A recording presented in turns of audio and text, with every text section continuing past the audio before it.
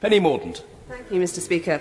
This year we have an early Easter, though not so early perhaps that we need to provision ourselves with chocolate eggs as soon as the Christmas decorations were down at Epiphany.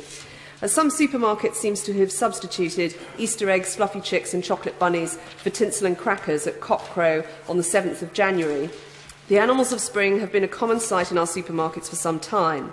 But even though the weather continues to be distinctly wintry, there is no reason to give the real egg layers the cold shoulder. The cause of hen and cock welfare is one raised with me by many of my constituents, with particular regard to beak trimming and battery cages. Although inhumane battery cages were banned at the start of last year, and even though we are assured by DEFRA ministers that beak trimming will be banned in 2016, hen welfare is not a done deal, and we on the green benches should take a keen interest for the sake of animal welfare and because our constituents increasingly expect to eat food which either was or is from an animal which was treated well. At one time, consumers would not deign to notice if anything was said about welfare on food packaging. Now, thanks in no small part to the efforts of well-known TV chefs, we want to know where our food has come from. Indeed, the term higher welfare has even found its way into the ingredients list of the king of school dinners, Jamie Oliver. And there is undoubtedly a culture in which it is considered poor form to offer for sale food which is lower welfare. In a January 2010 survey, twice as many people as in 2006 said that animal welfare informed their shopping choices. That made 19%, and I'm sure that it would be higher today. The previous Prime Minister's goat, a government of all the talents, might have been a tur laid to rest by the British people, but that was either the exception which proves the rule of our love of animals or an act of mercy that confirms it.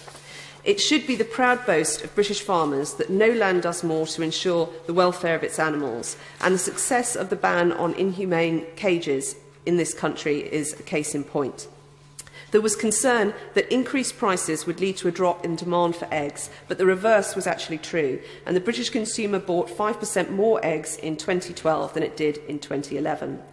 But concern for welfare does not stop at the treatment of hens during their working lives. The British Hen Welfare Trust should be cock-a-hoop about its successful record in 2005 of rehoming 360,000 laying hens of pensionable age, otherwise destined for slaughter.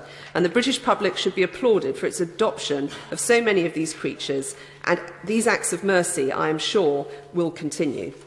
Keeping hens is somewhat in vogue at the moment, despite the prospect of heartache. Many a hen keeper will be prepared for the early morning discovery of scattered feathers in an empty coop. But how many are ready for the emotional business of dispatching unwanted chicks? In The Good Life idyll, one imagines several hens and a single proud cockerel, but one strutting coxcomb will lead to many chicks and what is to become of the male contingent with not a layer among them. I encourage people to consider homes for hens, but to think very carefully about a coop for a cockerel. Despite the prospect of banning battery cages, many British consumers might be surprised that 17 million hens are still housed in cages, albeit of an enriched variety.